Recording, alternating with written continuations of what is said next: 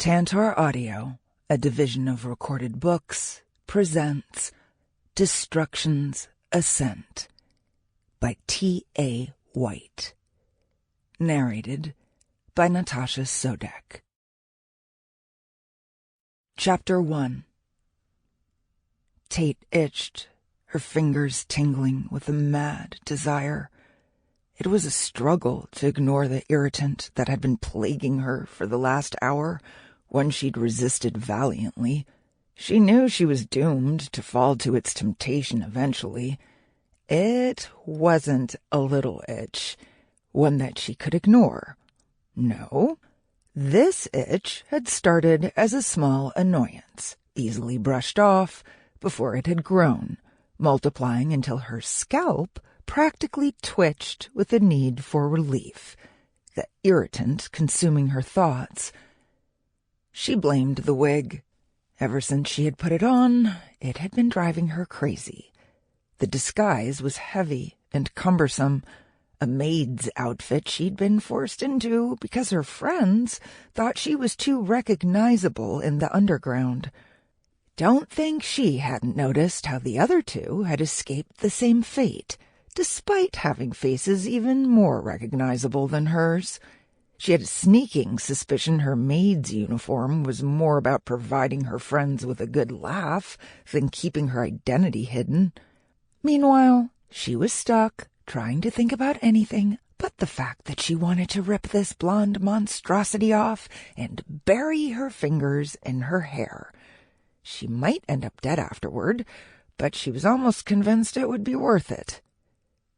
The blouse wasn't too bad, but the skirt would definitely be a problem if there was any fighting, its weight and length keeping her from an effective fighting stance.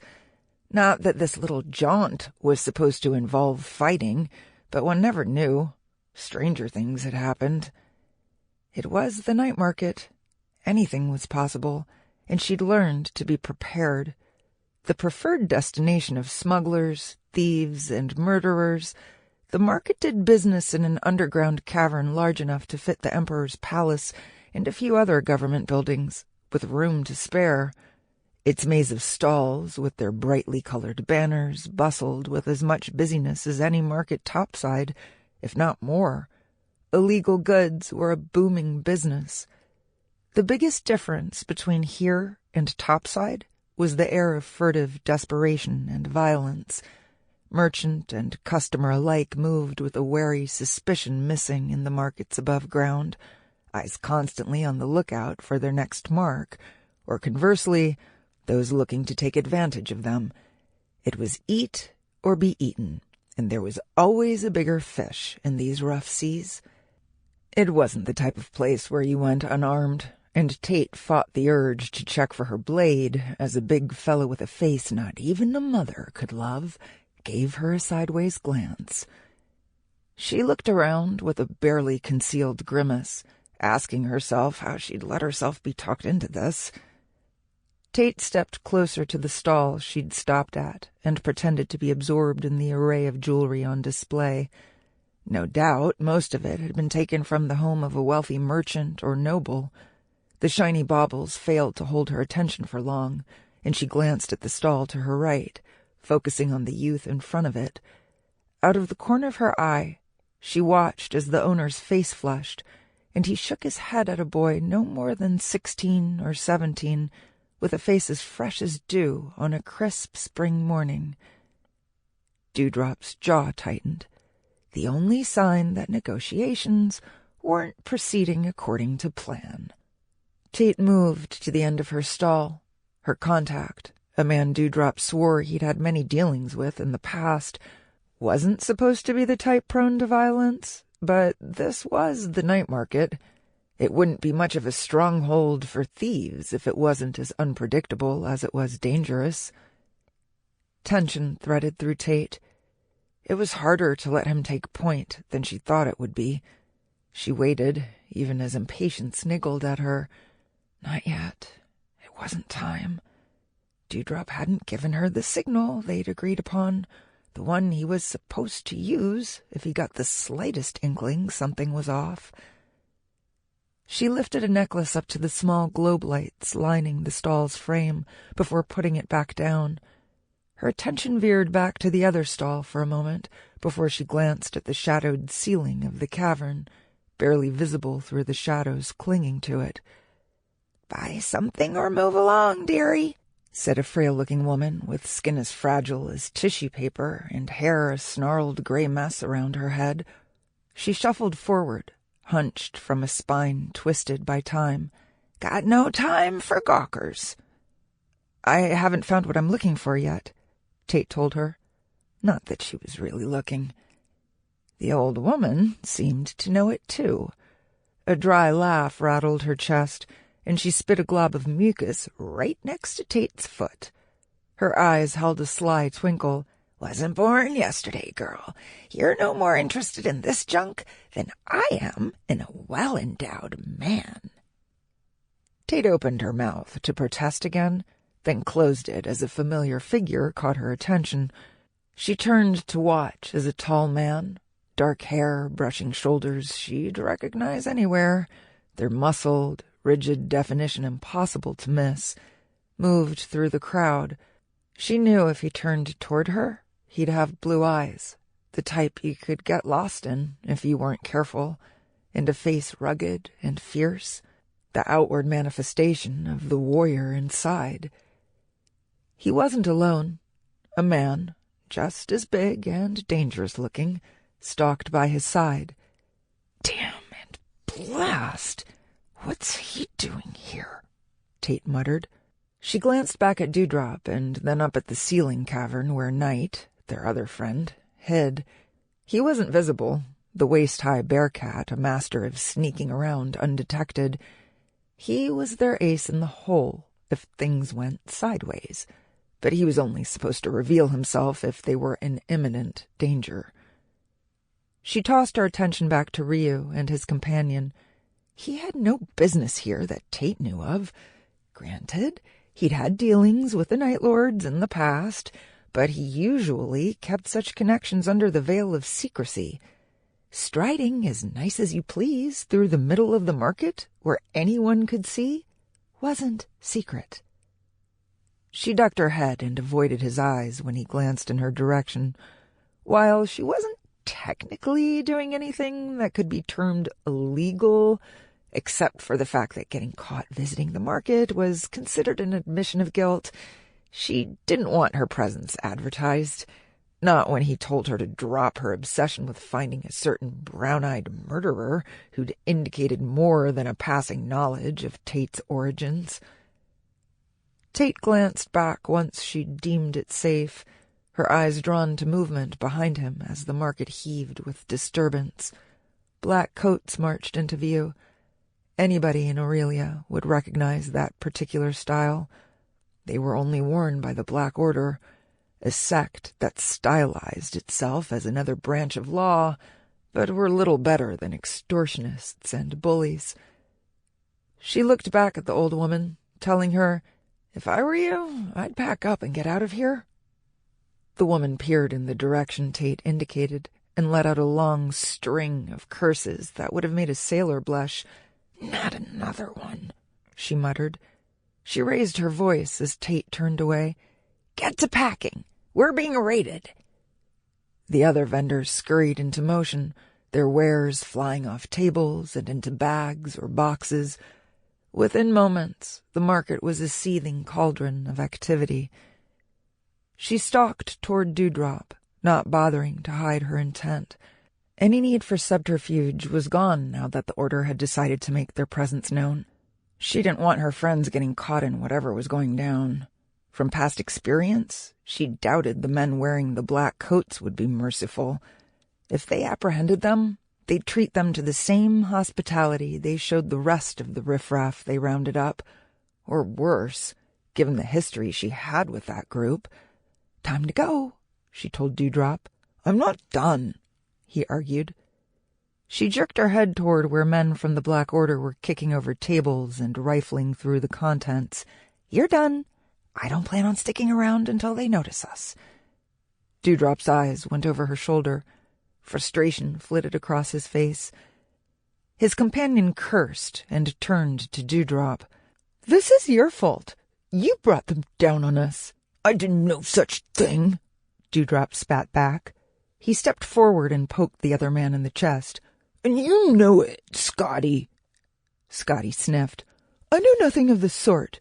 Not with you swanning about with your noble lady and her dragon, thinking you're too good for us regular folk."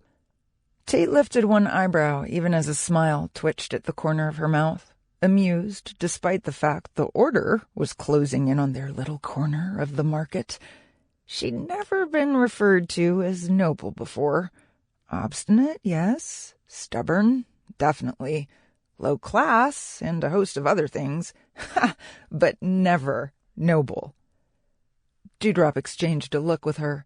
Scotty snorted, interpreting that look correctly, and said, "Yeah, I've heard about you two. We all have. You're not going to convince anyone here to deal with you now that you've been blacklisted." Dewdrop watched the other man with a cocky jaunt to his mouth. To someone who didn't know him, they would assume he couldn't care less about the revelation. To Tate, who now considered him the little brother she'd never had, she could see the information dismayed him. His mouth firmed, and he stepped close and shoved Scotty back a step. "Good to know. I'll make sure the right people learn about that little problem you had 2 years back." "Why, you little—" Tate grabbed Dewdrop by the arm and jerked him sideways out of Scotty's reach. "As amusing as this is, I think it's past time we take our leave." Dewdrop's posture turned alert at the sight of the Black Order's men, now only 4 stalls away. A man looked over at them and pointed, shouting, "Halt!" "You've got a point," Dewdrop said. Tate so often did. She kicked Scotty's stall over, blocking the way, as she and Dewdrop ducked between it and another stall. They threaded through the market. Not an easy task, given the writhing mass of chaos it had turned into. The merchants here didn't take kindly to business being interrupted, even when the Order shouted that they had the Emperor's authority. Tate felt a small amount of amusement when one of the merchants unsheathed a sword and advanced on the interlopers, crying, "You can stuff your Emperor up your duff. The only authority we recognize down here is that of the Night Court." He wasn't the only one to grab a weapon. Now that the Order had lost the element of surprise, more and more of the merchants were turning violent, unwilling to let their stalls be destroyed. It was clear the Order was outnumbered. There was a loud clacking, the sound reverberating through the cavern. "Creators, curse it!" Dewdrop snarled, sounding aggrieved. "They're calling in the Night Lords." Tate followed her friend Slim back as he leaped across overturned tables and swerved around wrestling bodies. She echoed his sentiment. They didn't have long before the night market turned into a full battle. The personal guards of the individual lords weren't like the merchants here, whose fighting experience was the sort picked up in back-alley brawls. No, the men and women being summoned made up the inner circles of the Night Lord's courts. Highly trained, incredibly deadly, and not the sort to spare a man just because he had a writ of arrest signed by the Emperor's Lord Marshal. These were the people who committed dark deeds in the dead of night. Assassins, soldiers, and the like. Dewdrop had told Tate many had, in fact, been part of the Emperor's armies before realizing they could make a much better living on the other side of the fence. Even as they dodged around another set of wrestling bodies, Tate could see men and women spilling in from holes above, using ropes or ladders to descend rapidly. A flash of movement caught her eye as Knight leapt over a ledge, sailing through the air to land on a banner, then gracefully sliding down to bound across the cavern floor toward the two of them. "So glad you could make it," Dewdrop shouted. "The Order's men have blocked off the entrance we used. We'll have to find another way." Knight's mental voice was light as he ran next to them. He was having a good time, the threat of imminent danger not fazing him. "This way!" Dewdrop shouted. Tate and Knight followed, trusting he knew where he was going. Of the 3 of them, he had spent the most time down here, having been part of a court. He'd been a pickpocket when Tate met him. Since then, he'd parted ways with his former court. Some of that may have been due to Tate's interference. She liked to think he was happier now, even if his life was a lot more dangerous. Dewdrop swerved to the left, running down a narrow space between the back of the stalls and leaping over spilled wares.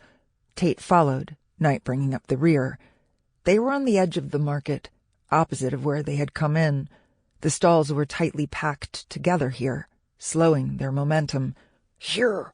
Dewdrop hissed, lifting a tablecloth up and gesturing under it. Tate eyed it with dismay. He really wanted them to crawl under there? He made a face at her. "Hurry!"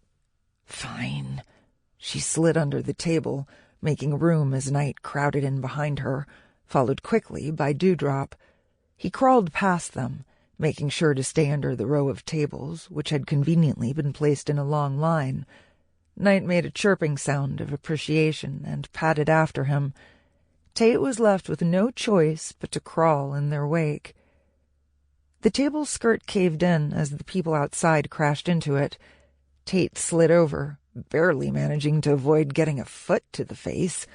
She grumbled to herself as she moved faster, just in time for the table behind her to crash to the ground under the weight of 2 men. Dewdrop came to the end of the line and paused, lifting the table's skirt to peer from under it. He turned back to them. "Coast is clear." He didn't wait for a response, ducking out. Night followed without hesitation. Tate crawled out from under the table into a scene fit for a madhouse. Coast is clear her ass. There were at least a dozen battling bodies around them. She flung herself forward as a pair fell into the space she was occupying. She scrambled after Dewdrop and Night as they darted across the space toward a small ledge above them.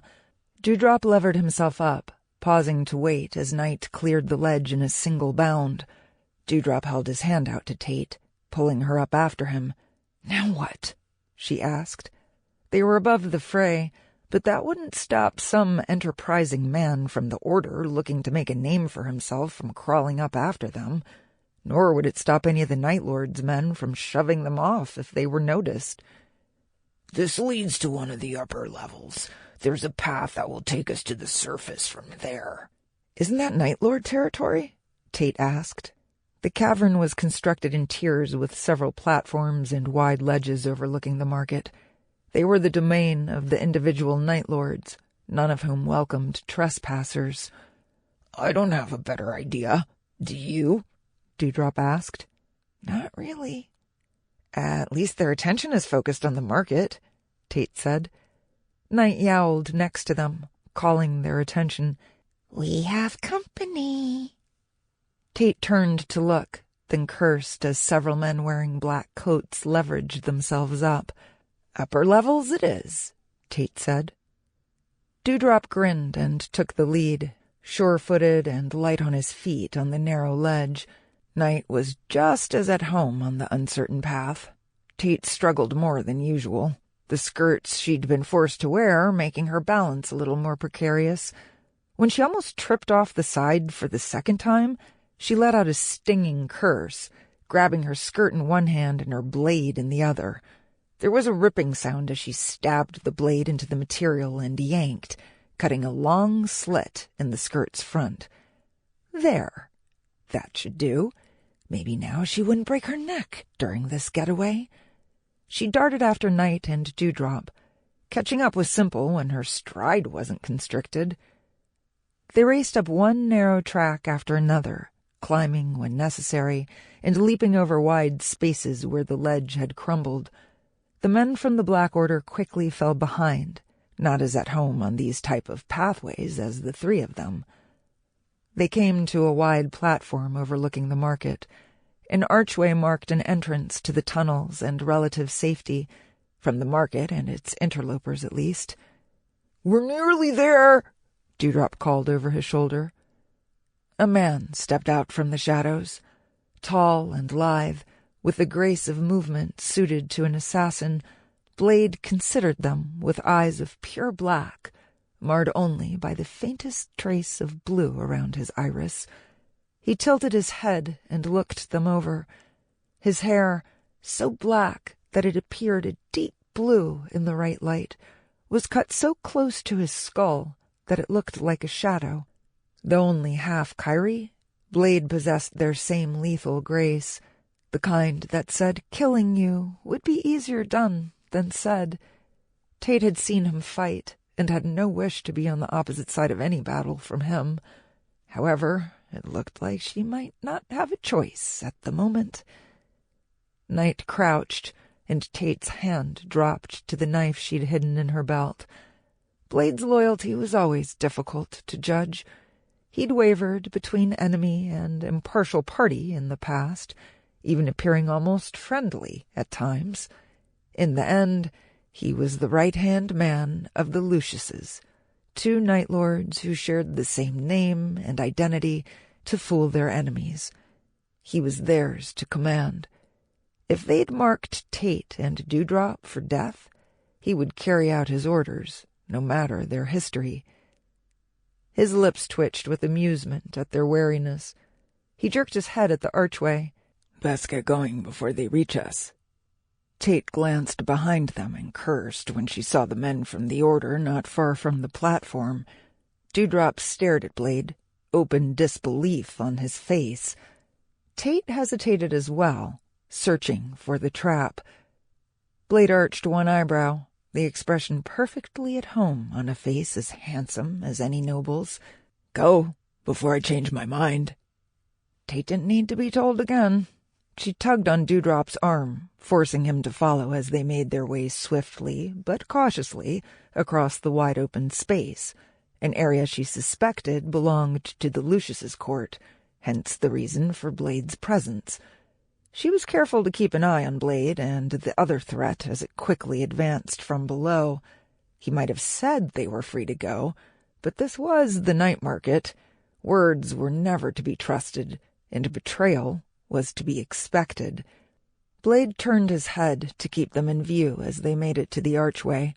His black eyes seared Tate's with a hidden message, as if to say, "You owe me now." Men spilled onto the platform, drawing his attention. Blades appeared in his hands, the movement so quick that it was as if they were called by magic. He gave the trespassers a fierce grin, his face ablaze with anticipation before he leapt to meet them. Tate hesitated, not liking the thought of abandoning him to the Order's mercy, given he'd just spared them, but not really seeing a choice. Dewdrop grabbed her and tugged her through the archway, obscuring her view of the outcome. She stumbled before gaining her balance and running at his side. "He'll be fine," Dewdrop assured her, sounding slightly out of breath. "He's the best fighter Lucius has. A few of the Order's men won't even give him pause." A few? There were at least 5 men out there. For Dewdrop not to be worried, it spoke to exactly how fierce a foe Blade was. They made a right turn, quickly followed by a left. By the 3rd turn, Tate was well and truly lost, her sense of direction unreliable this far underground. Luckily, Dewdrop seemed to know where they were going, navigating the tunnels with ease. Neither of them carried torchlights, but that wasn't a problem given the soft glow the walls gave off, illuminating their way with ease. The entire labyrinth of twisting passages was man-made, the surface too smooth and edges too defined to be anything but. Their pace slowed as they put several tunnels between them and the market. Chances were the Order wouldn't follow them into the tunnels. 1, because they were liable to get very lost down here without a guide, and 2, because it was too dangerous. There were things that waited in this labyrinth, things not seen since the creators left this world, leaving their monsters behind, those judged too deadly to try to integrate with society. "How often does the Order raid the night market?" Tate asked. She'd been under the impression that the market was largely left to its own devices as long as it didn't try to conduct business topside.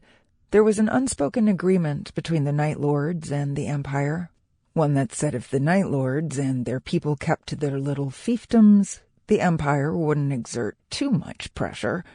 Stray to the world above, however, and they were fair game. Never. Not once in all the time I was part of the Court of Two Dawns, Dewdrop said, glancing behind with a frustrated expression. A merchant made it sound like this had become a regular occurrence, Tate said. The Order has decided to make a name for themselves. They plan to start with the tunnels, Knight said telepathically, stalking along at their sides, his barbed tail flicking lazily. An apex predator engineered by the same creators who had likely built this place, he was sleek and deadly, his body a cross between a large feline and a bear. You would never see him coming, right up until his fangs were ripping out your throat. He angled his head up at them, his long ears and their tufts of fur making him seem more adorable than deadly. More than one child had tried to tug on those ears, an act that he tolerated a lot better than Tate ever would. Amber eyes peered up at her over a flat nose. Dewdrop snorted.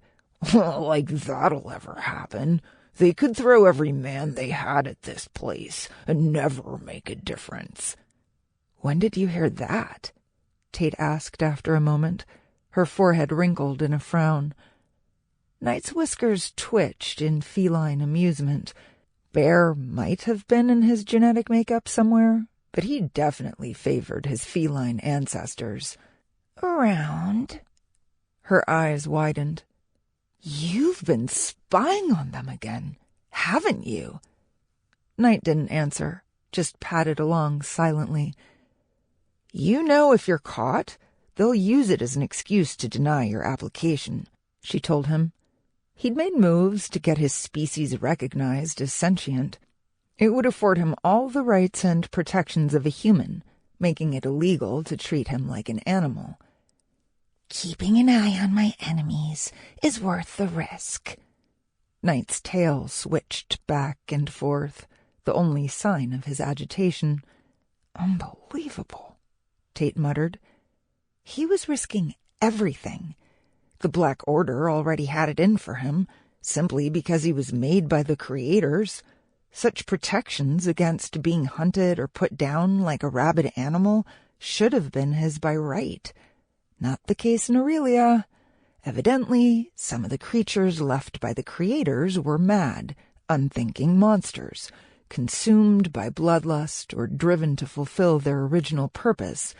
As such, the government had deemed it wise to create certain safeguards that would prevent such creatures from being elevated to the same status as the three main races, human, Kyrie, and Silva.